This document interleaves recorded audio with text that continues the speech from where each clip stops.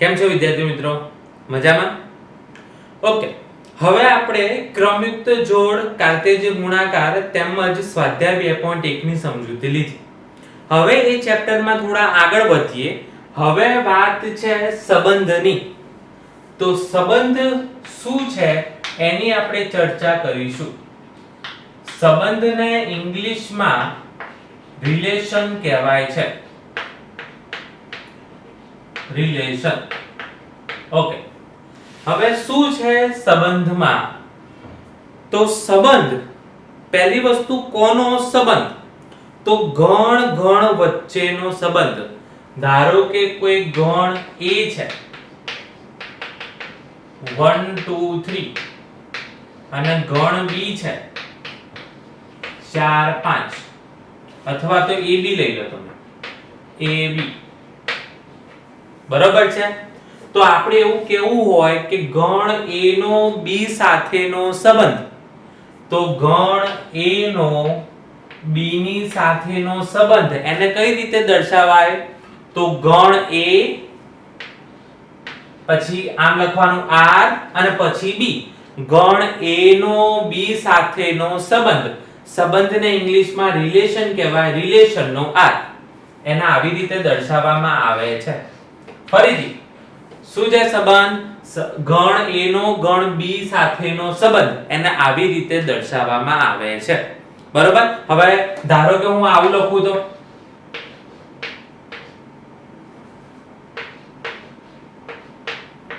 આવું લખું તો તમે શું બોલશો? ગણ B નો ગણ A સાથેનો સંબંધ. ગણ B નો A સાથેનો સંબંધ એને કહેવાય BRA અને કહેવાય ARB.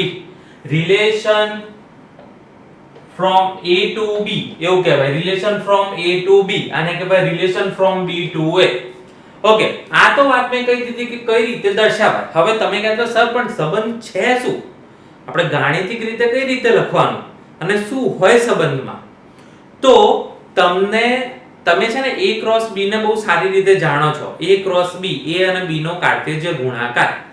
તો આ જે સંબંધ છે R, સંબંધ R from A to B, A no B સાથેનો સંબંધ એ A ક્રોસ B માંથી ગમે તે કઈ હોઈ શકે. ફરીથી સંબંધ relation from A to B, A થી B નો સંબંધ એ A ક્રોસ B માં જેટલી પણ વસ્તુ આવે એમાંથી કંઈ પણ હોઈ શકે. બિંદાસ. બરાબર છે? એવી જ રીતે જો BRA શોધવું હોય, BRA, તો એ BRA શેમાં હોવો જોઈએ? B ક્રોસ A માં હોવો જોઈએ. કેમ? હવે કેમ સર આવું? B ક્રોસ A અને A ક્રોસ B? તો આપણે ચર્ચા કરેલી છે કે A ક્રોસ B માં જે આપણે ક્રમયુક્ત જોડ બનાવીએ છીએ એમાંથી જે પહેલો સભ્ય છે એ શેમાંથી હશે? A માંથી. બીજો સભ્ય B માંથી. એટલા માટે આપણે કહીએ છીએ ગણ A થી B નો સંબંધ. અને B ક્રોસ A માં પહેલો સભ્ય B માંથી, બીજો સભ્ય A માંથી. એટલા માટે આપણે કહીએ છીએ ગણ B નો A સાથેનો સંબંધ. બરોબર છે? ઓકે. હવે આપણે અમુક મેપિંગ શીખીએ. મેપિંગ એટલે એને ગ્રાફિકલી દર્શાવાય છે. ગ્રાફિકલી કેવી રીતે દર્શાવાય છે આપણે જોઈએ. મેપિંગ.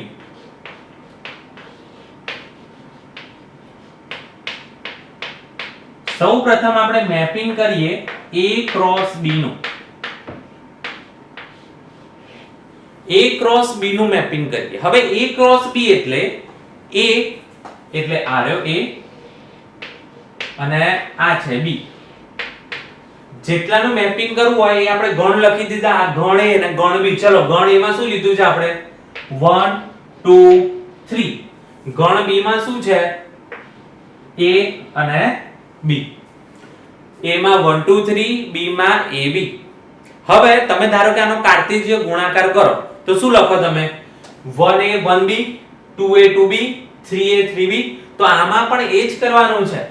1A એને જોડી કાઢો, 1B, 2A 2B, 3A અને 3B. આ થઈ ગયું તમારું મેપિંગ. પરંતુ ધ્યાન રાખો કે આ બધા આવી રીતે જાય છે, એનો મતલબ બધા ડાબી બાજુથી જમણી બાજુ જાય છે. કેવી રીતે જાય છે? ડાબી બાજુથી જમણી બાજુ. એટલા માટે આને કહેવાય, શું કહીશું આને?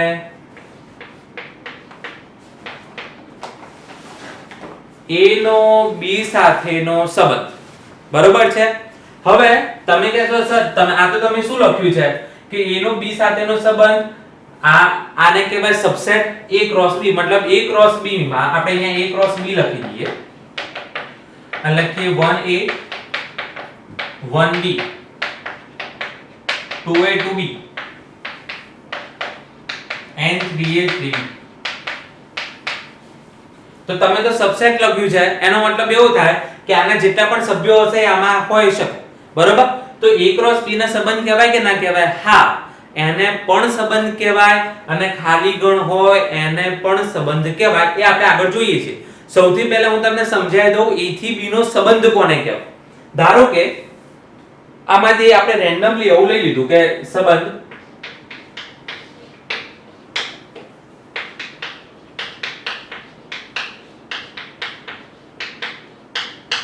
આવી રીતે કોઈ એક સંબંધ આપણને આપી દીધો છે. બરોબર છે? તો હવે આ તમામ A ક્રોસ B માં છે. જુઓ તો 1A છે, 2B છે, 3B છે. હવે આનો તમે શું કરશો? મેપિંગ દોરો. A અને B.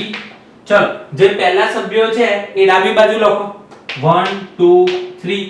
બીજા સભ્યો છે જમણી બાજુ લખો, તો અહીંયા આવે A અને B. ચલો હવે જોડવાનું સ્ટાર્ટ કરો. 1 જોડે કોને જોડવાનું? A ને. 2 ની જોડે B ને. 3 ની જોડે B ને. તો આ થઈ ગયો તમારો A થી B સુધીનો સંબંધ. Relation from A to B, આને એવું કહેવાય. બરોબર છે? તો આ સામાન્ય માહિતી છે સંબંધની. સંબંધ એ relation from A to B એ શેમાં હોય? તમે A ક્રોસ B કહો એના જેવું જ છે relation from A to B. Relation from B to A એને કહેવાય B ક્રોસ A. એને કહેવાય નહીં પરંતુ એના સભ્યો અંદર હોય.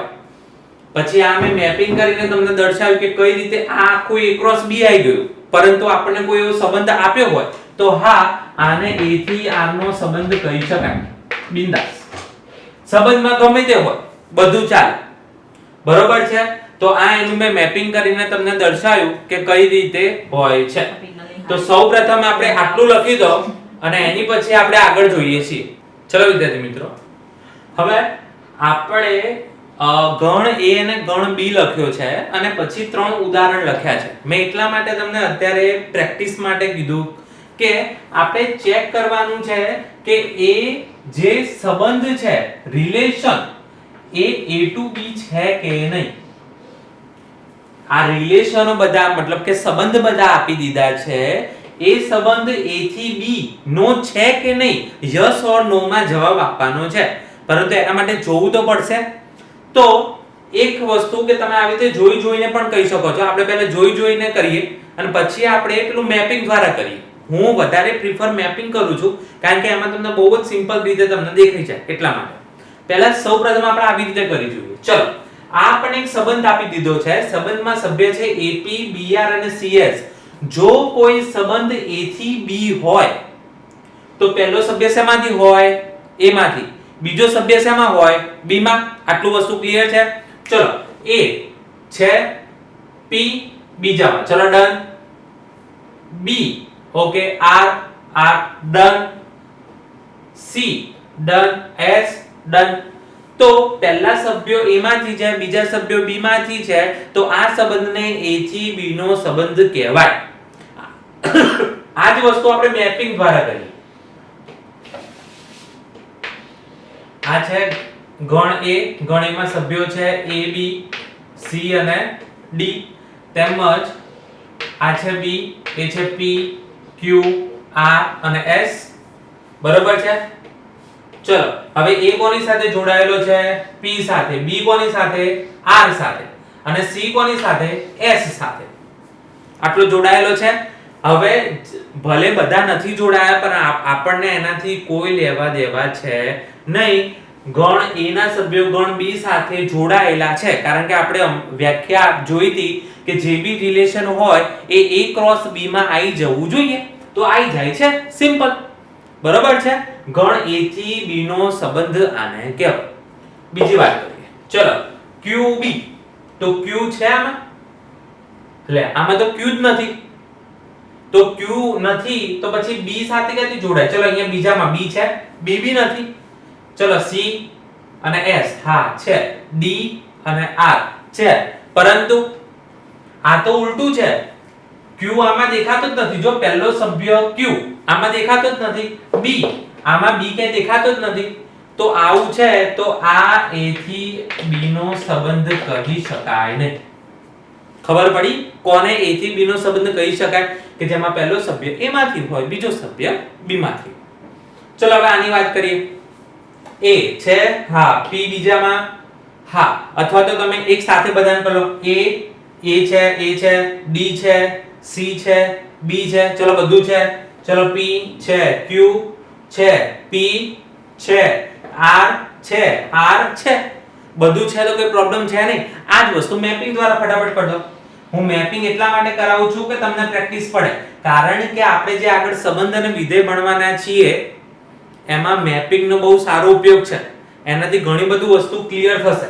તો આ છે ગણ A, ગણ B, AB, CD, PQ, RS. તો A થી P, A થી Q, D થી P, જો DP તો DP, CR તો CR અને BR તો BR. આ બધા A થી B જાય છે, બધા A થી B જાય છે. તો હા, આને A થી, જેવી રીતે આને પણ A થી R નો સંબંધ કહેવાય, એ જ રીતે આને પણ A થી R નો A થી B નો સંબંધ કહી શકાય. ક્લિયર છે આટલી વસ્તુ? ઓકે. હવે એક તમારી સામે મેં ઉદાહરણ મૂક્યું છે જેનાથી તમને પાક્કી ખબર પડી જાય કે સર શું છે એક્ચ્યુઅલી સંબંધ. તો ઉપરના બે ગણ લખ્યા છે, ગણ A અને ગણ B. ગણ A માં છે -2 -1 0 1 2, ગણ B માં છે 0 1 4 9 10. ફરીથી 0 1 9 4 10. હવે આપણને સંબંધ, તમે અત્યાર સુધી આપણે ગાણિતિક રીતે જોયું કોને કહેવાય સંબંધ. આ છે સંબંધ. શું છે? A નો B સાથેનો સંબંધ, relation from A to B.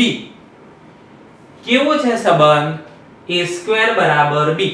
આ એનો સંબંધ આપી દીધો છે, A² બરાબર B.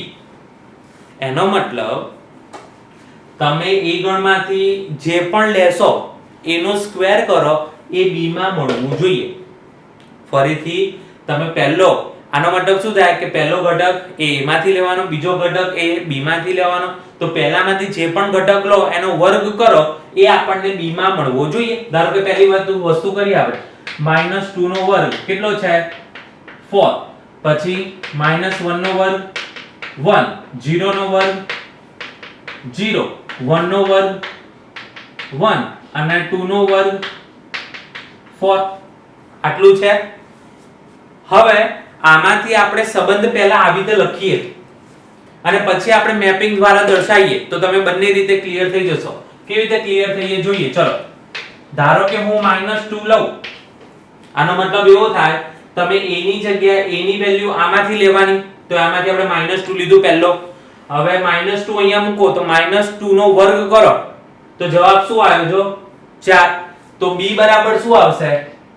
4.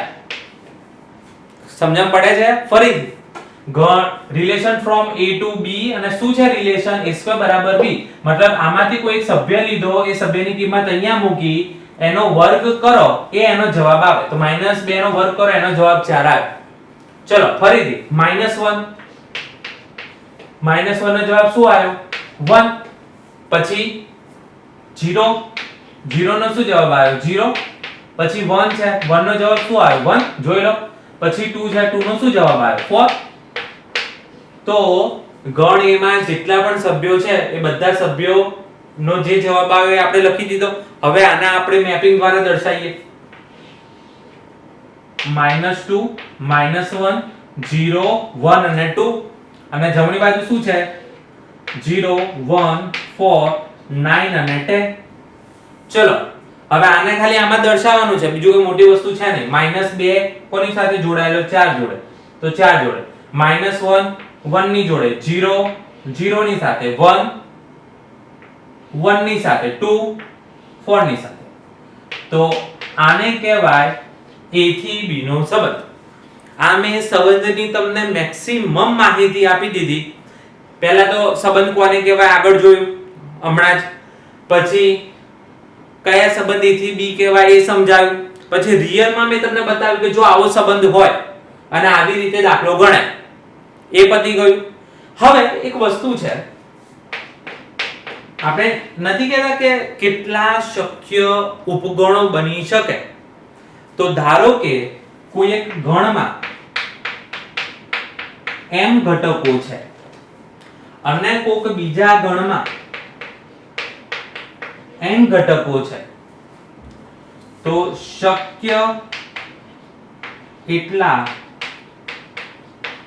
બધા જ સંબંધની સંખ્યા